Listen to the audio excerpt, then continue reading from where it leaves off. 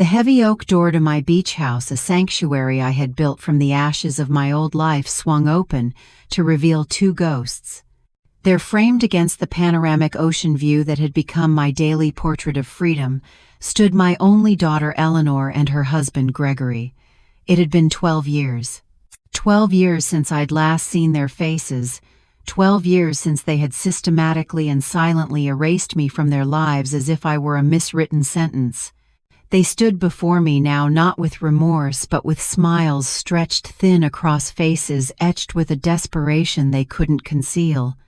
Their eyes darted around, greedily absorbing the signs of my newfound wealth, the gleaming Italian leather, the massive television, the sheer opulence of a life they had never imagined for me. Eleanor's voice, a trembling whisper, finally broke the silence. "Mom, we need to talk to you. They say blood is thicker than water, but I'm here to ask you what happens when that blood runs cold for over a decade, only to warm up again at the sight of a multi-million-dollar bank account." That's the question I was faced with on a day that should have been peaceful. Before we dive into the heart of what happened that day, if you believe that self-worth is more valuable than any inheritance, go ahead and hit that like button and subscribe to the channel. And trust me, you'll want to stay until the very end, because the lesson I learned is one that will change how you view family forever. 12 years. Let that number sink in. That's 4,380 days without a phone call, 12 Christmases without an invitation, 12 birthdays celebrated in solitude. It was an entire childhood of my own grandchildren that I was never allowed to be a part of. And now that the news of my unexpected inheritance had clearly reached them, they materialized on my doorstep. They didn't come back for me. They came back for what I had. As I stood there, I took in every detail of their decline. Gregory craning his neck to see past me, his wrinkled shirt, a testament to their fallen status. Eleanor shrouded in a faded green dress that had seen far better days, her cheap shoes cracked and worn, speaking volumes of the financial ruin that had brought them here. The worry lines on her forehead were like deep furrows in parched earth. She was waiting for a response, her hands trembling ever so slightly. She was likely expecting the mother she had abandoned, the soft, forgiving woman who would weep with joy and welcome her prodigal daughter home with open arms. But that woman had died a slow, painful death over 12 lonely years. The woman standing before them now was someone new, someone forged in the fires of solitude and self-reliance. I let the silence hang in the air, a heavy blanket of their own making, before I finally spoke. My voice was calm, steady, and devoid of the emotion they had expected. "Talk," I repeated, a small, humorless smile playing on my lips. "How interesting. After 12 years of absolute silence, now you want to talk." The color drained from their faces, as if they had truly seen a ghost. They had. They were looking at the ghost of the woman they thought they could discard and reclaim at will, and she was not here to play their game. Their eyes told the real story, a story of failure, of desperation, and of a last-ditch hope that the mother they had thrown away might just be their winning lottery ticket. During all those years of cruel abandonment, I had survived by selling my homemade pies and desserts at the town's farmers market. Every Sunday, while they were probably enjoying lavish family gatherings at expensive restaurants, I was standing under the relentless sun, smiling at strangers who appreciated my baking more than my own blood. My hands had grown rough from the constant work. My back had stooped from carrying heavy baskets filled with sweet hopes, but my pride never completely broke. The aroma of freshly baked desserts still lived in my most cherished memories: finely ground cinnamon, pure vanilla extract, toasted coconut browned to the perfect color. Flavors that once filled my home when Ella Lennar was little and called me the best cook in the whole wide world.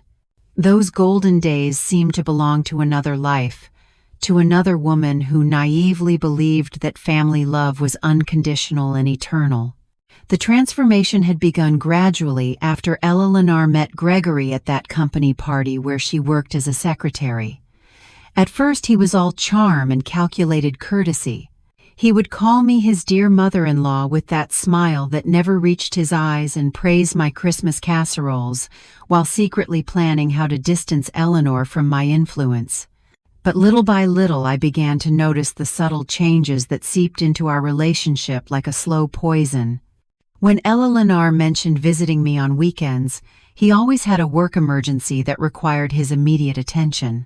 When I called in the afternoons to hear her voice, he would answer the phone with an annoyed tone and promise that Eleanor would call me back, which never happened.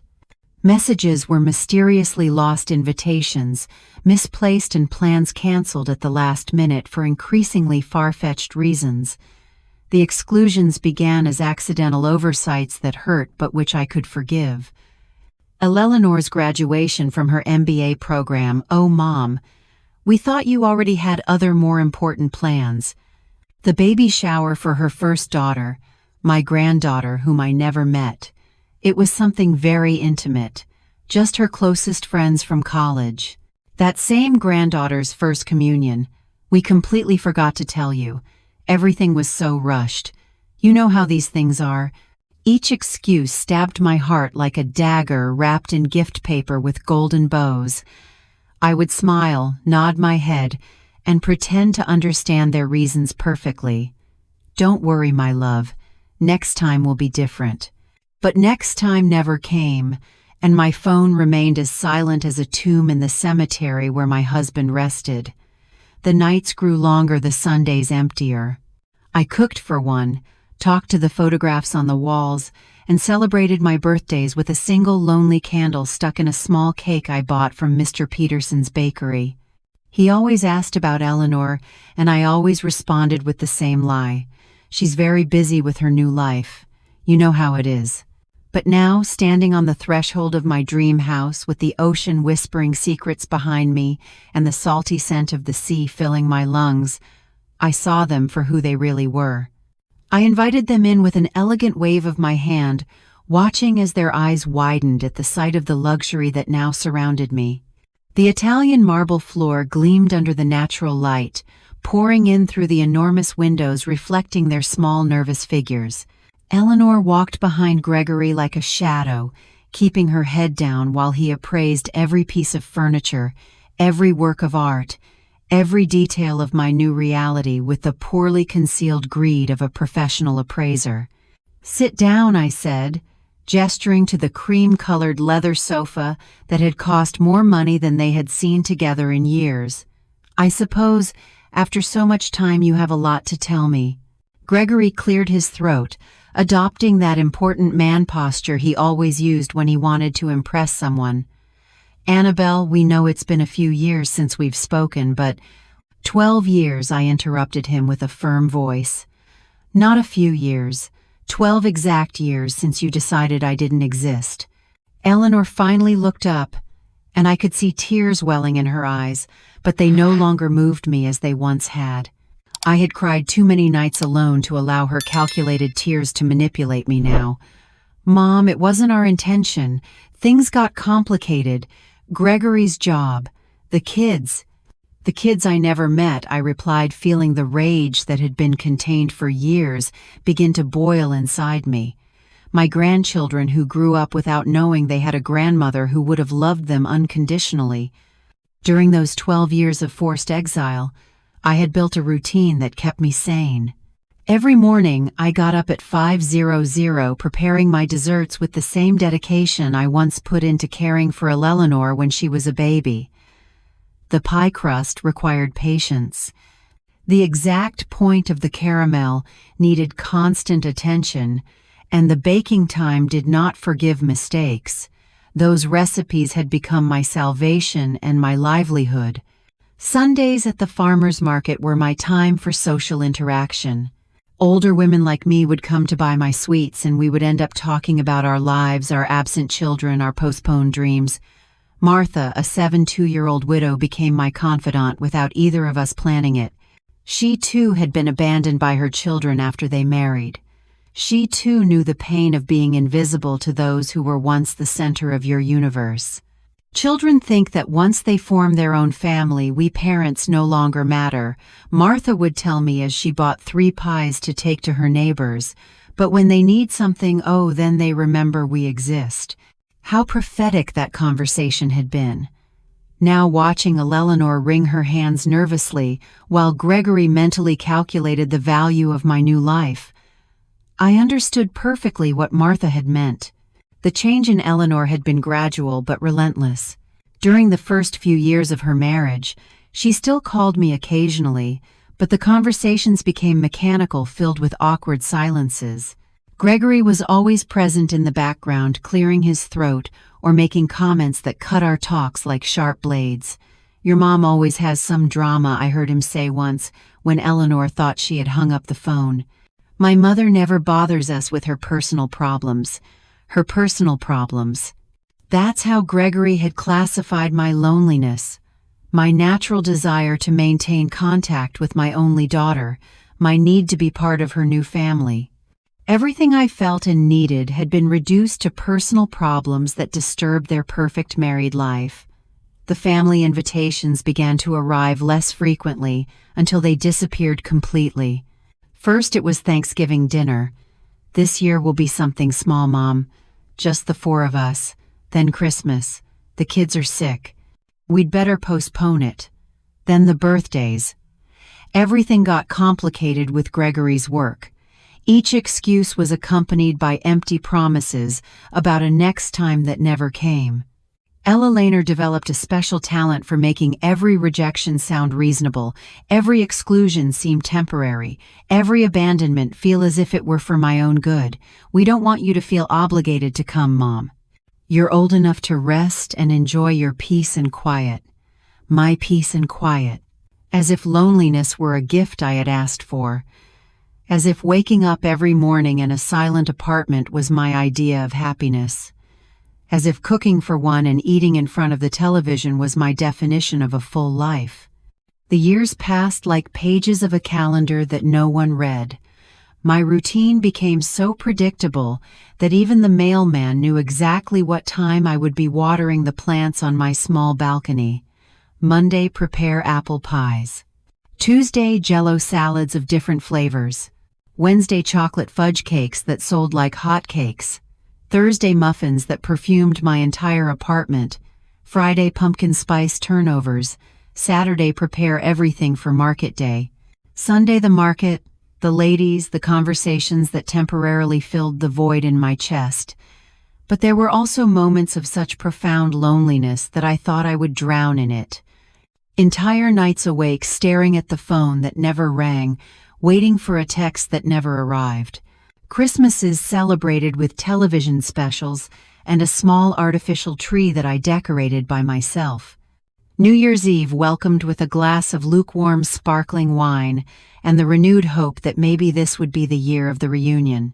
The sharpest pain came at unexpected moments, when I saw whole families at the park, when I heard other grandmothers talk about their grandchildren, when I passed by toy stores and wondered what mine would like.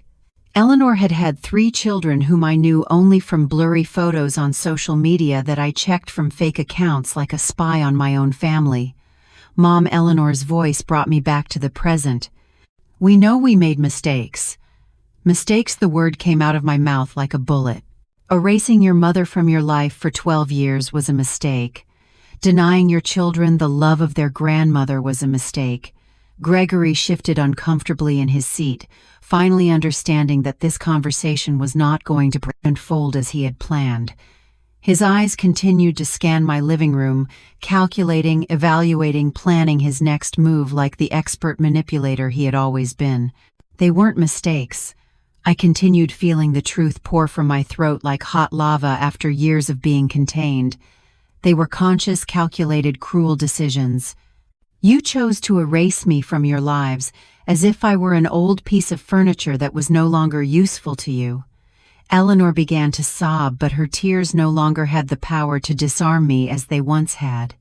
I had cried alone for too many nights, wondering what I had done wrong, how I had failed as a mother, why my unconditional love had not been enough to keep my family together.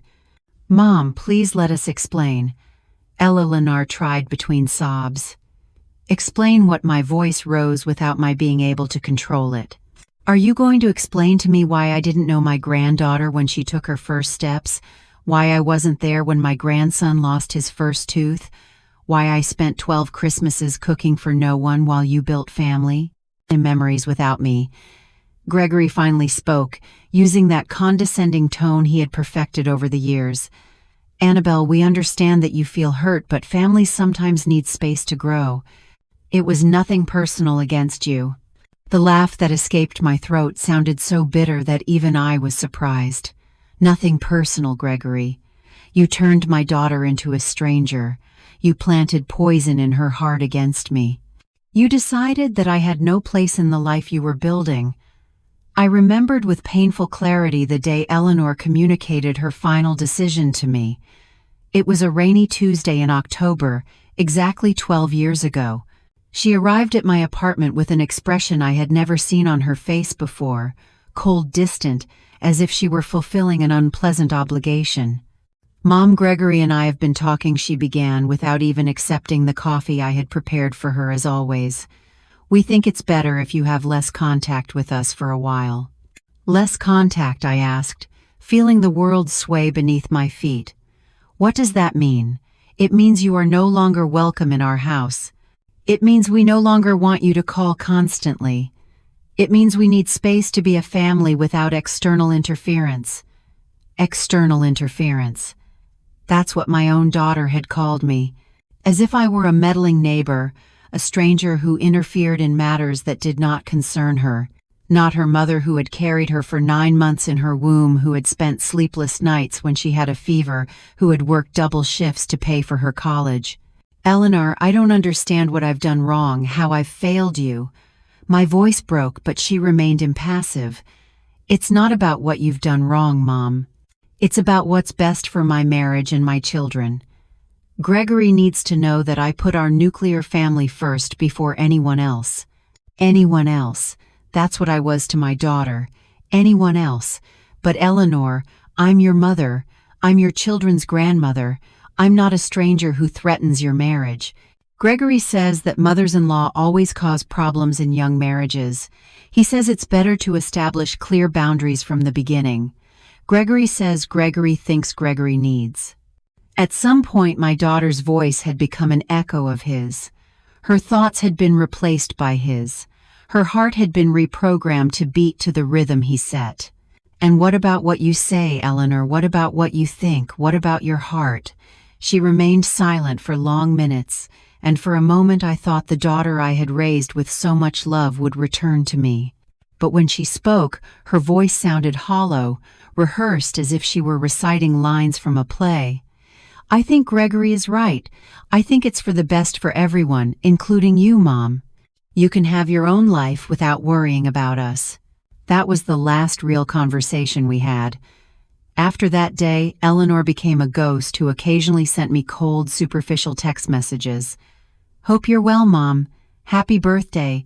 Happy New Year. Automatic messages without soul, without love, like the ones a company sends to its customers.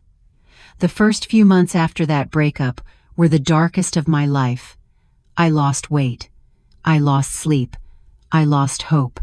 Every morning I woke up hoping it was a nightmare, that Eleanor would call to apologize, that everything would go back to the way it was. But the phone remained silent, and reality grew heavier each day. It was Martha who saved me from sinking completely into depression.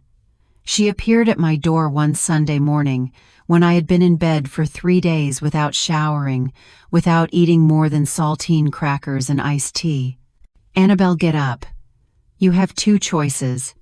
You can stay here dying in life for a daughter who doesn't deserve you, or you can build a new life that is worthy of you.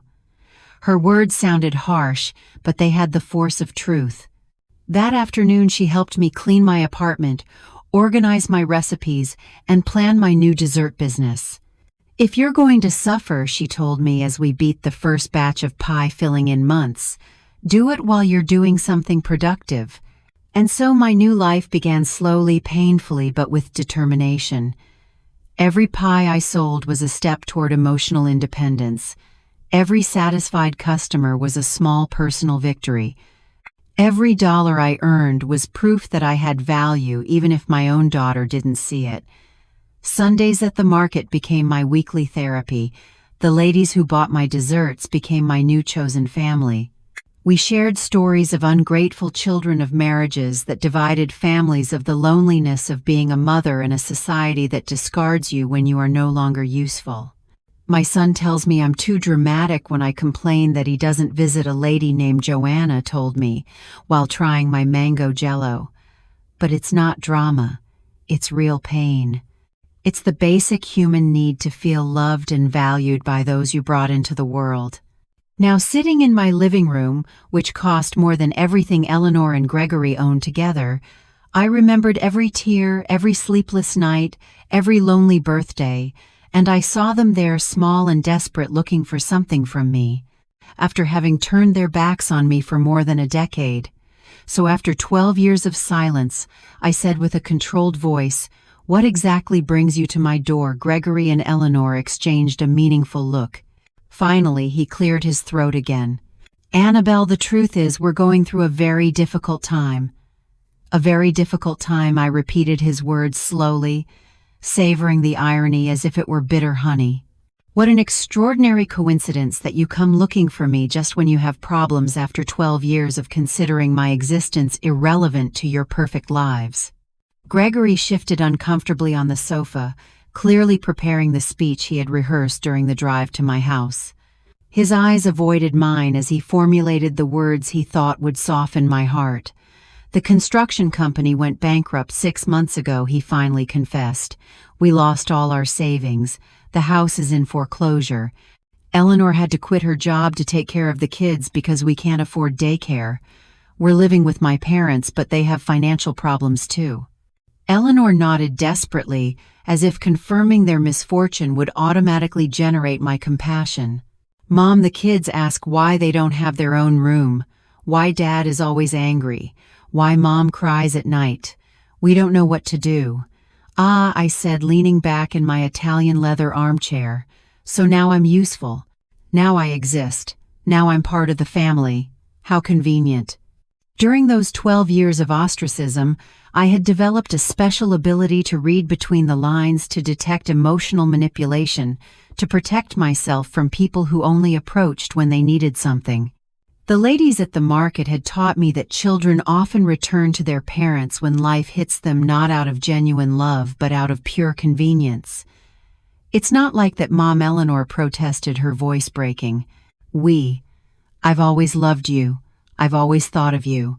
It was just that the circumstances, I interrupted her with a smile that didn't reach my eyes. "Let's talk about circumstances, Eleanor. When your first son had pneumonia 8 years ago and was hospitalized for a week, where was I? When your second son broke his arm playing soccer 5 years ago, did you call me? When your youngest daughter had problems at school last year, did you think to ask her grandmother for advice?" Each question was an arrow aimed at the center of her guilt. Eleanor paled with each one, because she knew the answer was the same. She hadn't thought of me at any difficult moment in their lives. Only now, when they needed money, when their world was crumbling financially, had they remembered they had a mother. "We knew you had financial problems," Gregory muttered, trying to justify the unjustifiable. "We didn't want to be a burden to you when you could barely support yourself selling desserts." The audacity of his comment left me speechless for a moment. Not only had they justified my exclusion because of my poverty, but now they had the nerve to admit it openly, as if it were a valid reason to abandon a loved one. "I see," I said with a calmness that surprised me. "So, I wasn't good enough for you when I was poor, but now that you know about my new financial situation, I'm suddenly valuable enough to receive a visit." The truth about my economic transformation was something they couldn't imagine. 3 months ago, while preparing pies for the Sunday sale, I received a call that changed my destiny forever. It was a lawyer from the city informing me of the death of my Aunt Joan, my late father's sister, who had lived in the United States for 50 years without our family knowing much about her. Aunt Joan had been the black sheep of the family, the one who left young in search of the American dream and never returned. For decades, we only received occasional Christmas postcards, but we never really knew how she had fared in life. It turned out she had done extraordinarily well. The inheritance included a house in Los Angeles that sold for $1.5 million bank accounts, with another $500,000 and several investments totaling another $2 million. Overnight, I went from counting pennies to buy ingredients for my desserts to having more money than I had ever dreamed of possessing. But the most important thing about that inheritance wasn't the money. It was the letter Aunt Joan had left specifically for me. In that letter, she told me how she had followed my life through social media, how she had seen my loneliness, my family's abandonment, my daily struggle to survive. She explained that she had decided to leave me everything because she recognized in me the same strong woman she had been, someone who had been underestimated and abandoned by her family, but who had never given up. "Annabelle," the letter said, in the shaky handwriting of a 92-year-old woman, "I have seen how your daughter has treated you. I have seen your dignity and loneliness. This money is for you to live your final years as the queen you always were, not as the beggar they wanted you to be. With that inheritance, I bought this house by the sea, a place where I could wake up every morning listening to the waves and breathing fresh air free from painful memories and toxic people. For the first time in 12 years, I slept in complete peace. Mom Eleanor tried to approach me, but I raised my hand to stop her. I know we made terrible mistakes. I know we hurt you in unforgivable ways, but we're family. Blood. Blood." I interrupted with a bitter laugh. "Eleanor, blood means nothing without respect, without love, without consideration. You turned our family connection into a wet piece of paper that you threw in the trash when it no longer suited you." Gregory leaned forward, adopting a posture of calculated vulnerability that he had probably practiced in front of the mirror. "Annabelle, we understand your pain. We understand your anger, but the children are innocent in all of this. They don't deserve to suffer for our mistakes." There it was, the card he had saved for last. The children, my unknown grandchildren, the most powerful emotional manipulation they had in their arsenal. They knew that mentioning the little ones could soften my heart hardened by years of neglect. "The children?" I asked, feeling a mixture of pain and rage stir in my chest. "The same children who grew up without knowing they had a grandmother who would have loved them unconditionally. The same children who were denied the love, wisdom, and care of their grandmother for all these years." Eleanor began to sob. And again, but this time her tears seemed genuine, heavy with the weight of real guilt. "Mom, the first, we didn't think about the long-term consequences. Gregory said it was better for the marriage that mothers-in-law always caused problems." "Gregory said," I repeated, looking directly at the man who had orchestrated the destruction of my relationship with my daughter. "Gregory thought," Gregory decided. "And where was your own voice, Eleanor? Where was your own heart?" My voice got lost somewhere between the promises of a perfect marriage and the fear of contradicting my husband. Eleanor admitted with an honesty that momentarily disarmed me. "But Mom, now I realize everything we lost. The kids ask why they don't have a grandmother because their friends talk about their grandmothers and they don't know any." Her words were daggers straight to the heart. But I had learned not to let pain cloud my judgment. For 12 years I had fantasized about this moment, Eleanor's return, the acknowledgement of her mistake, the chance to meet my grandchildren. But now that it was happening, I realized it was coming too late, and for the wrong reasons. "Do you know how many of my grandchildren's birthdays I missed while you were building your perfect family without external interference?" I asked, my voice hardening with each word. "Do you know how many nights I stayed awake, imagining what their voices, their laughs, their personalities would be like? Do you know how many toys I bought and stored in a box waiting for a day that never came?" Gregory shifted nervously, clearly uncomfortable with the direction the conversation was taking. His plan of emotional softening wasn't working as he had hoped, and I could see him mentally calculating his next manipulative move. "Annabelle, we understand you're hurt," he intervened with that condescending voice he had perfected over the years. "But now we can change all that. The children can meet you. They can spend time with you. We can be a family again." A family, I repeated, savoring the irony of his words. "You mean the kind of family where the grandmother is welcome only when she has money to solve the problems of irresponsible adults?" The house filled with a tense silence. Through the large windows I could see the ocean waves breaking against the rocks, a constant reminder of my new freedom and my hard-won independence. This place represented everything I had achieved without them, everything I had built from the ashes of my abandonment. During these 3 months living by the sea, I had developed a completely new routine. I woke up each morning to the sound of seagulls, not to the silent cry of loneliness. I prepared my coffee in a kitchen equipped with the best appliances, not in the small space where I used to count every penny for basic ingredients. I walked along the beach at sunset, feeling the sand between my toes and the salty wind in my hair, free from the emotional heaviness I had carried for years.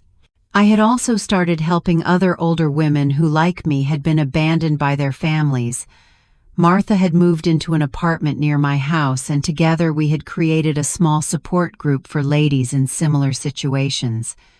On Wednesday afternoons, we would gather in my living room to share stories, emotional survival strategies, and of course my homemade desserts.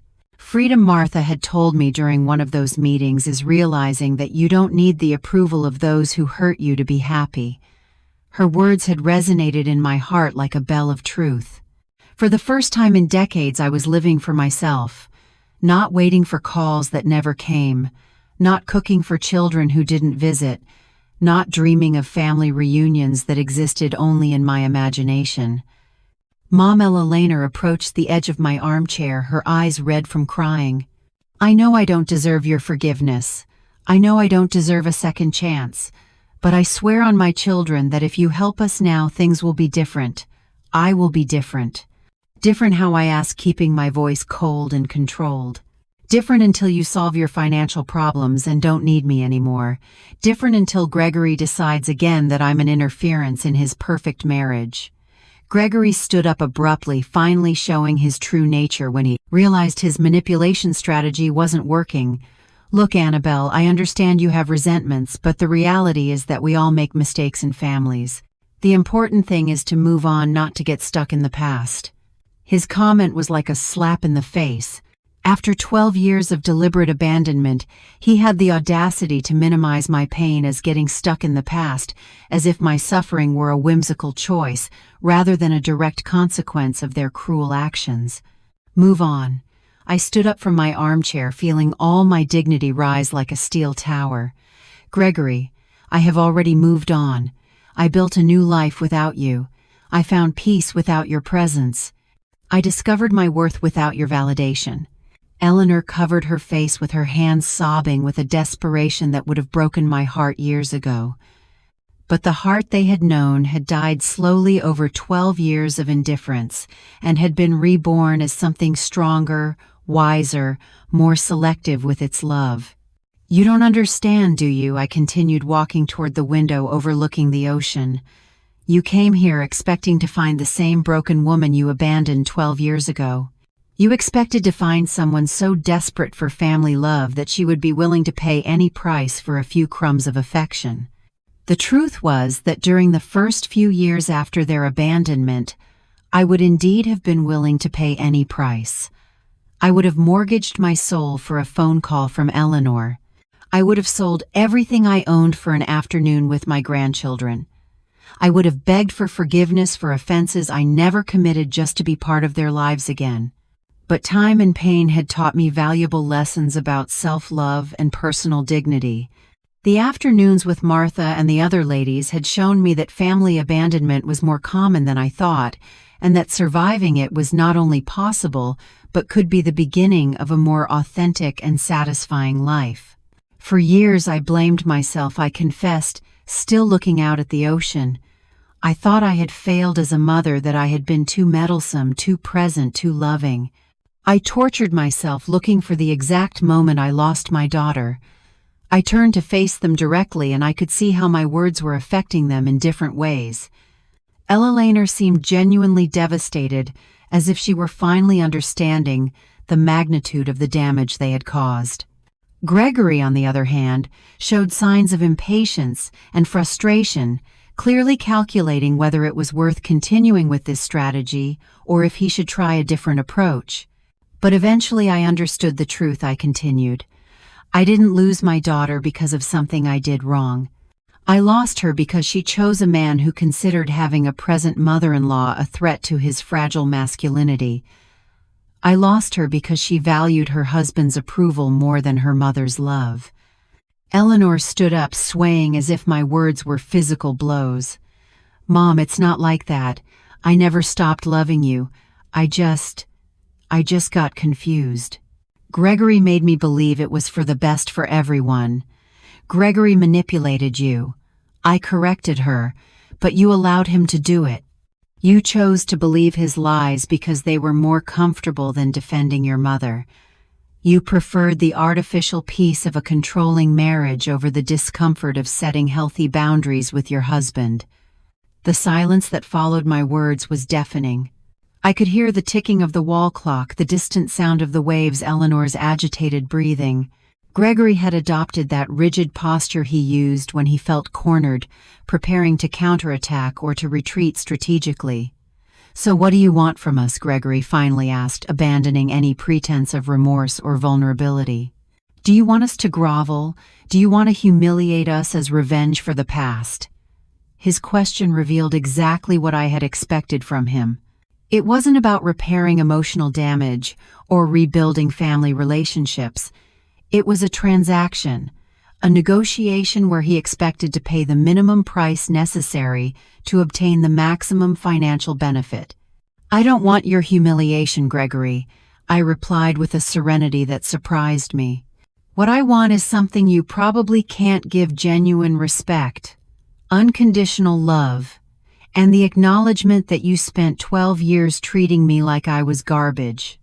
Eleanor rose from the sofa with trembling movements, approaching me with her hands extended as if she wanted to touch me but didn't dare.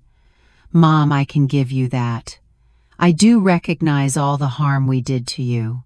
I've spent these last few months awake at night, remembering every cruel moment, every call I didn't return, every invitation I never sent.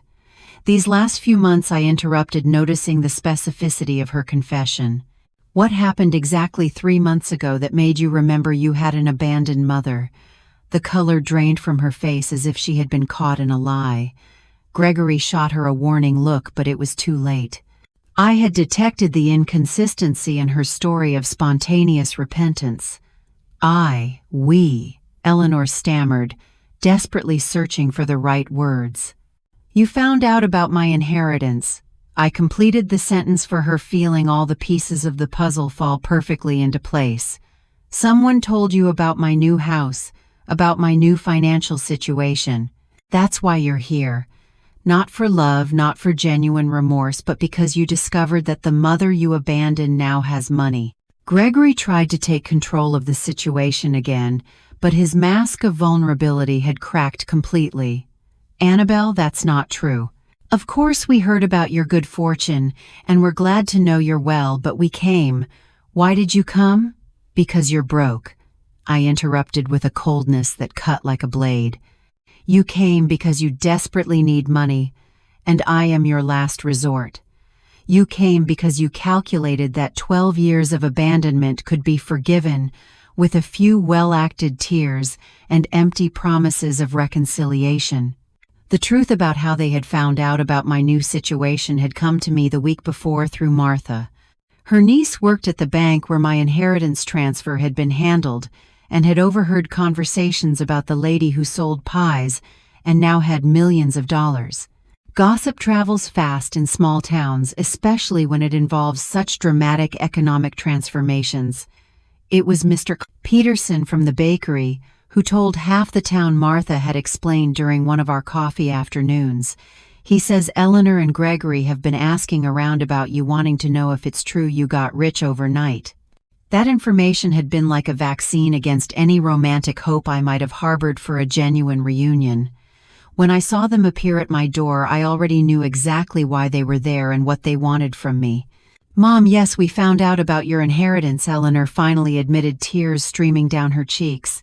"But that doesn't mean we're here just for the money. We're here because we realized we made the biggest mistake of our lives." "You realize now?" I asked, walking to the kitchen and pouring myself a glass of cool water. "You didn't realize during the 12 years I spent crying over your absence. You didn't realize when I spent 3 consecutive Christmases in the hospital with pneumonia because loneliness had weakened my immune system. I didn't realize when I had to sell my wedding jewelry to pay for medication." Each revelation was a bomb that exploded in the tense silence of my living room. Eleanor knew nothing about my illnesses, my financial crisis, the nights I had considered it would be easier to simply not wake up the next day. To her, I had existed in a time bubble, frozen at the moment of her departure, patiently awaiting her eventual return. "We didn't know," Eleanor murmured, but her excuse sounded hollow even to herself. "You didn't know because you never asked," I corrected her. "For 12 years you could have picked up the phone just once to find out how your mother was. You could have sent a text message asking if I needed anything. You could have stopped by my apartment to check if I was still alive." Gregory stood up abruptly, clearly frustrated that his plan of emotional manipulation was not yielding the expected results. "All right, Annabelle, we get it. You're angry, but we're here now. We're here asking for forgiveness, wanting to fix things. Doesn't that count for something?" His question revealed the depth of his misunderstanding of the damage they had caused. For him, forgiveness was something that could be obtained by simply showing up and apologizing, as if 12 years of emotional abandonment could be erased with one uncomfortable conversation. "What counts, Gregory, is the moment you decided to come. You didn't come when I needed you. You came when you need me." I walked over to the window overlooking the backyard where I had planted red roses that were blooming beautifully under the coastal Sunday. Those roses represented my rebirth, my ability to create beauty, even after being cruelly pruned by those who were supposed to care for me. For all these years I continued without turning to look at them. I developed a very simple philosophy about human relationships. People show you who they really are through their actions, not their words. You showed me that I had no value in your lives when things were going well. Eleanor came up behind me and I could feel her trembling presence near my shoulder. "Mom, we were young, stupid, influenced by wrong ideas about marriage and family. But we've grown up. We've matured. You've gone broke," I corrected her without turning around. "You haven't matured. You've gone broke, and now that you need financial help, you suddenly remember you have a mother." The silence that followed was broken by the sound of my phone. It was Martha, probably calling for our weekly gardening session. I let it go to voicemail, but her call reminded me of something important. I had a full and satisfying life without them. I had genuine friendships, purpose, peace of mind. I didn't need validation from people who had treated me like a disposable object. "Do you know what the most painful moment of all these years was?" I asked, finally turning to face them. "It wasn't when you stopped inviting me to celebrations. It wasn't when you stopped calling. It was when I realized that I loved you unconditionally, but your love for me had conditions that you never clearly explained." Eleanor began to sob again. But this time her tears seemed to come from a deeper, more genuine place. "Mom, I love you. I've always loved you. It's just that I let others convince me that love was problematic for my marriage. And now that your marriage is in a financial crisis, I observed suddenly that love is no longer problematic. How convenient." Gregory had remained silent for the last few minutes, but I could see his mind working, calculating, evaluating, looking for a new angle of attack. He finally spoke, adopting a different tone, more direct and less manipulative. "Look, Annabelle, let's be honest here. We need financial help. You have money. We're family, even if we've had problems in the past. Isn't it natural for family to help each other in difficult times? His brutal honesty was almost refreshing after so much poorly acted emotional manipulation. At least now we were speaking clearly about what they really wanted from me. It's interesting that you mentioned the concept of family helping each other, I replied with a smile that was anything but warm. Where was that family philosophy when I was working 14-hour days selling desserts to survive? Where was that family solidarity when I had to choose between buying medicine or food? Do you know what's the most pathetic thing? About all this, I continued feeling years of contained pain transform into a crystalline clarity that cut like a scalpel. That if you had come a year ago when I was still living in that tiny apartment, when I was still counting coins to buy ingredients, I probably would have welcomed you with open arms. I would have cried with joy. I would have forgiven everything without conditions. I would have cooked for you until I dropped from exhaustion.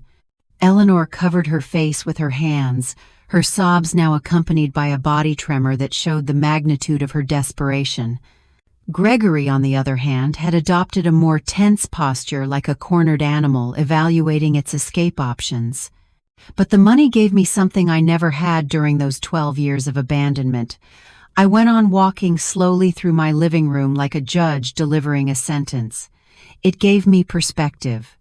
It gave me the freedom to choose who deserves to be in my life and who doesn't. It gave me the power to say no without fear of the consequences. During my first few weeks living in this house, I had spent many hours reflecting on this exact possibility. What would I do if Eleanor and Gregory appeared at my door? How would I react? Would I be able to maintain my dignity, or would I crumble at the first opportunity to get my daughter back? Martha had been my counselor during those deep reflections. Money doesn't change who you are on the inside, she had told me as we drank tea on my new terrace. But it does change how others see you and how you see yourself. The question is, are you going to use that new perspective to be wiser or to make the same emotional mistakes of the past? Her words had been prophetic.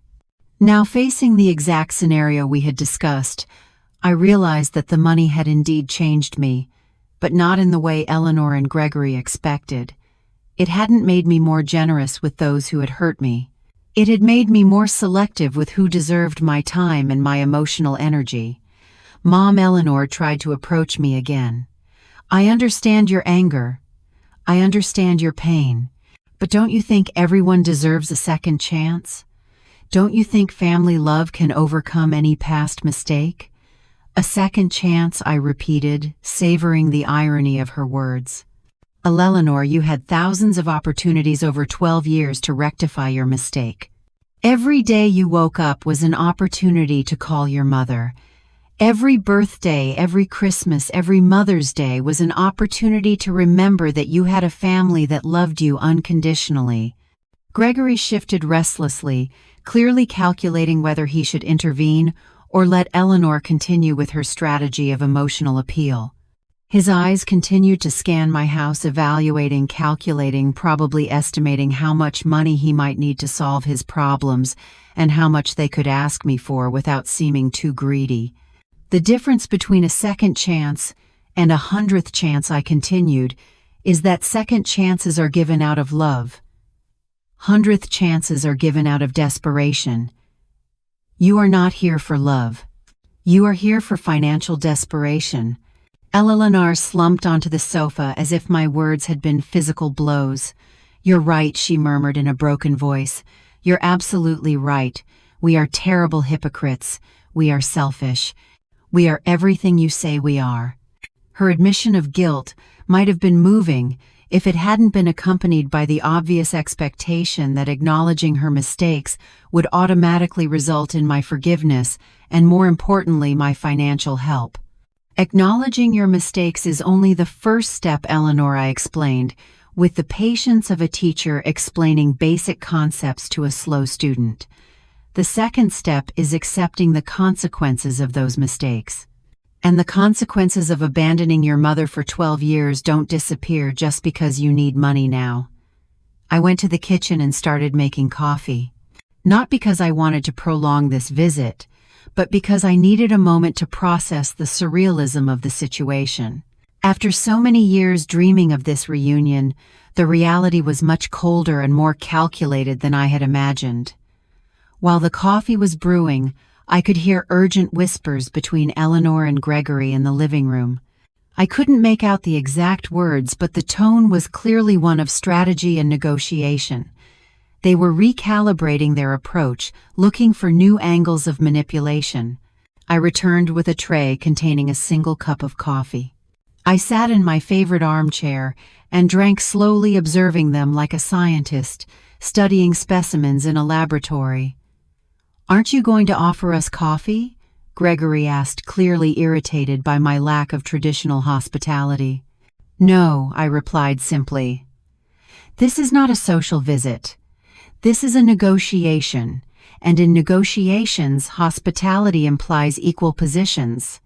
We are not in equal positions." Eleanor seemed genuinely hurt by my coldness, but Gregory showed an expression of reluctant respect, as if he were finally understanding that the woman in front of him was not the same one they had abandoned 12 years ago. "All right," Gregory said, adopting a more direct tone.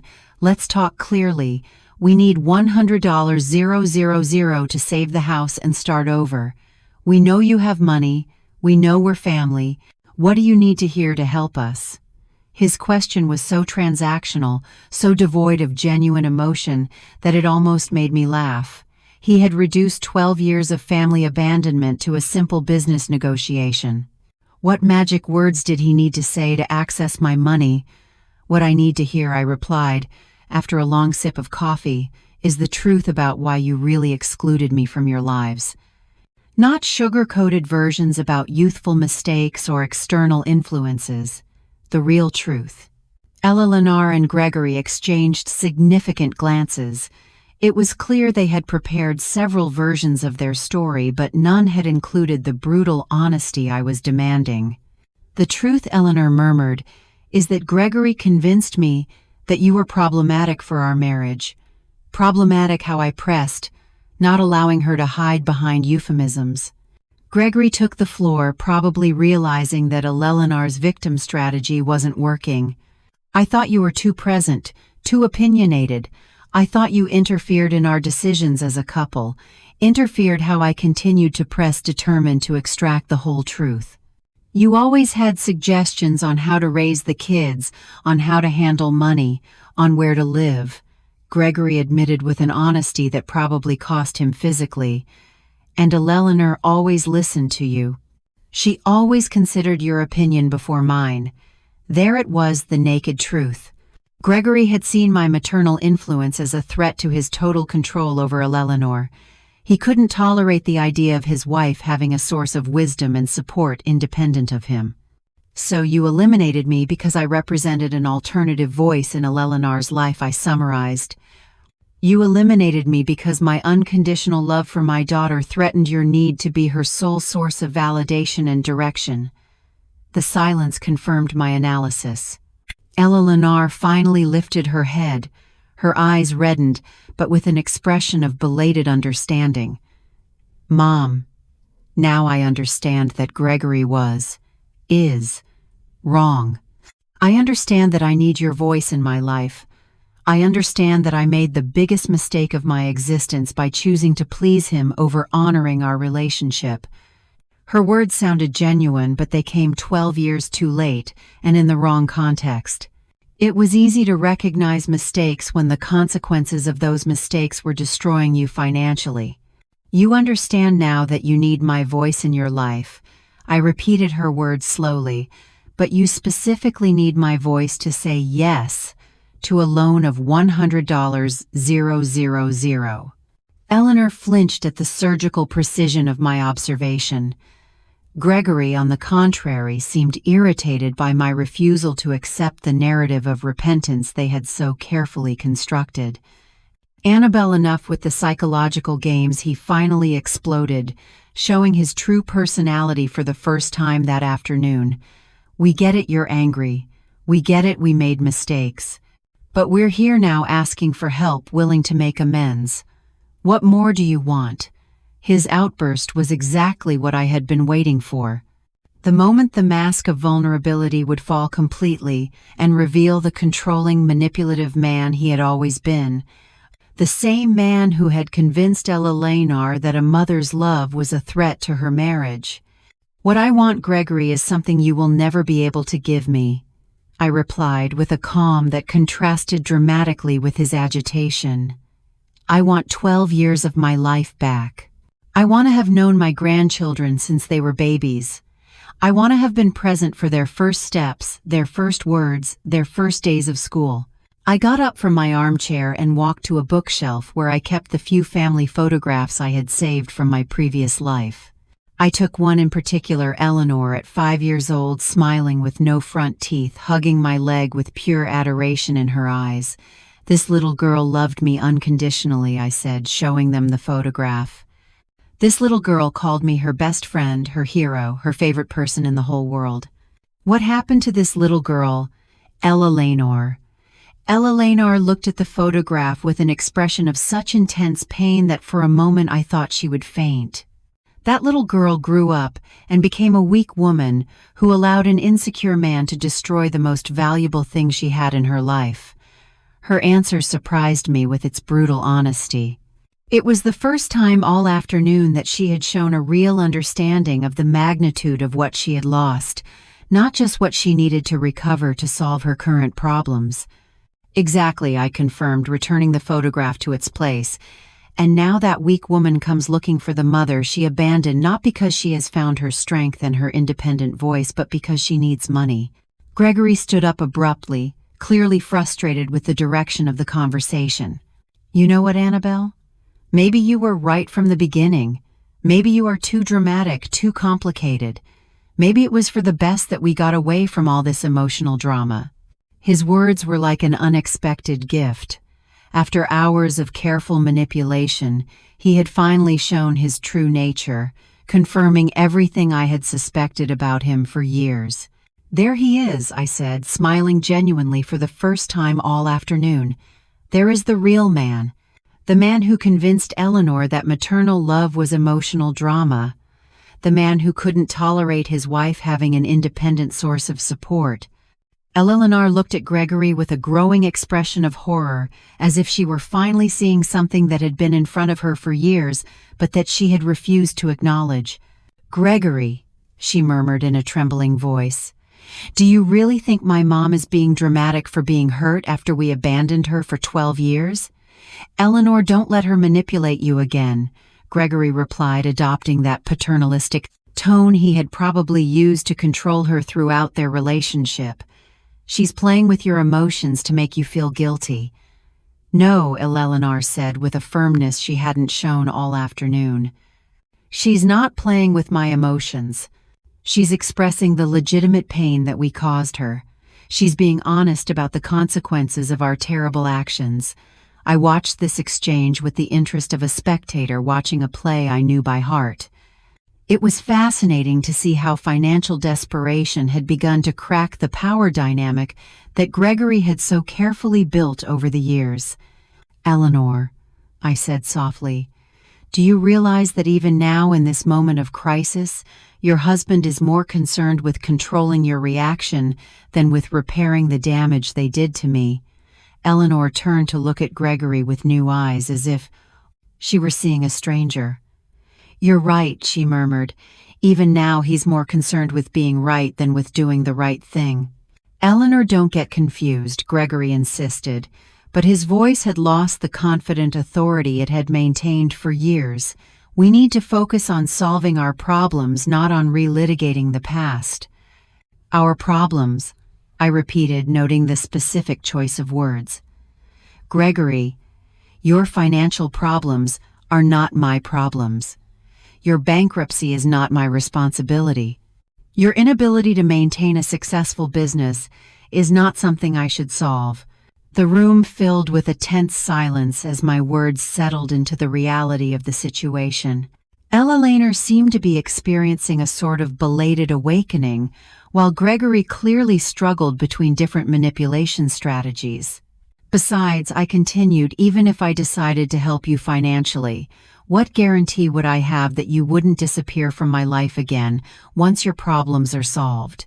Eleanor opened her mouth to protest but closed it when she realized she had no convincing answer. The truth was there was no guarantee, and everyone in that room knew it. During these 3 months living here, I continued, I have developed a beautiful and peaceful routine. I wake up when I want. I eat what I please. I watch the sunsets from my terrace. I read books I always wanted to read. I help other women who have gone through experiences similar to mine. I approached the window again, watching the waves that broke rhythmically against the rocks. I have discovered that peace of mind is priceless. I have learned that chosen solitude is infinitely superior to toxic company. Mom Eleanor came up from behind, her voice barely a whisper.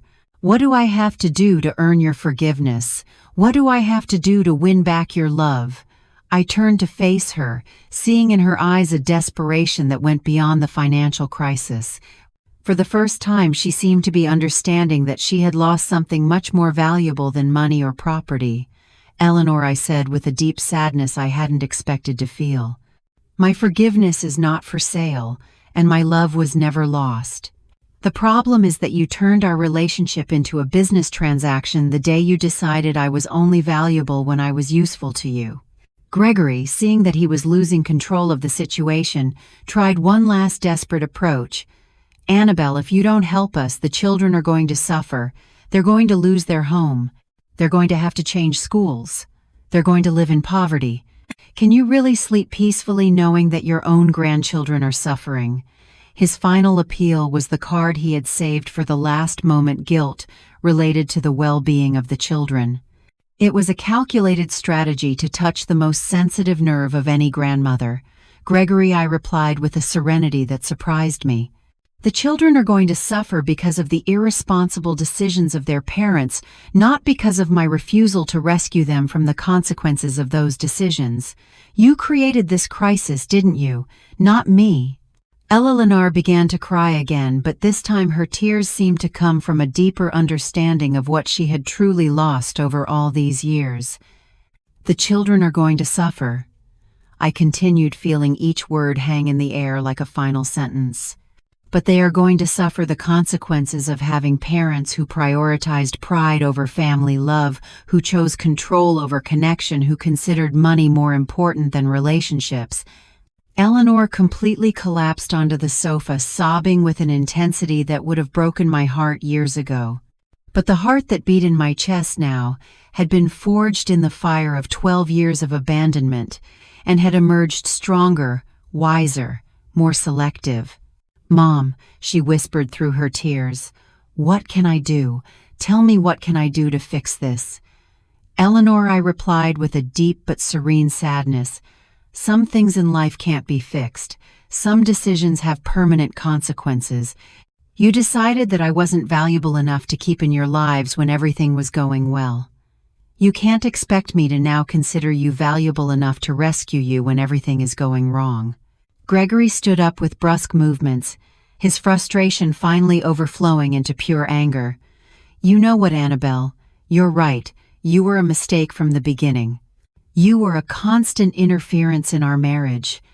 Eleanor is better off without your drama, without your constant need for attention, without your emotional manipulation. His words were like a final gift of clarity. After hours of masks and manipulation, he had finally shown his true essence. A man so insecure that he needed to isolate his wife from all sources of love and support to feel powerful. Thank you, Gregory, I said with a genuine smile. Thank you for confirming exactly who you are and why I made the right decision by not helping you. Eleanor looked at her husband with an expression of horror and belated understanding. Gregory, did you really just call my mother's legitimate pain drama? Did you really just confirm that you manipulated me to push her away? Eleanor, don't let her confuse you with her mind games, Gregory insisted, but his voice had lost all authority. We need that money. We need to save our family. Our family, I repeated, walking toward the front door, was destroyed 12 years ago when you decided that a loving mother-in-law was more dangerous than emotional bankruptcy. Now you are reaping what you sowed. Eleanor stood up, staggering, following me to the door with uncertain steps. Mom, please. I swear if you help us now, everything will be different. I will be different. I will set boundaries with Gregory. I will defend our relationship. Eleanor, I said, placing my hand on the doorknob, you are promising to be different under extreme financial pressure. You are promising changes you haven't managed to make in 12 years of marriage. Why should I believe that this crisis will magically turn you into better people? Gregory approached, adopting a more aggressive stance. Annabelle, you're going to regret this decision. We're going to tell the whole town how you abandoned your own family in their time of need. We're going to make sure everyone knows what kind of mother you really are. His threat was so predictable it almost made me laugh. It was the last desperate card of a manipulator who had lost all his power, the threat of destroying my social reputation. Gregory, I replied with a calm that visibly disarmed him. The town already knows exactly what kind of mother I am. They know that for 12 years I worked to the point of exhaustion selling desserts to survive. They know I never spoke ill of you despite your abandonment. They know I maintained my dignity even in poverty.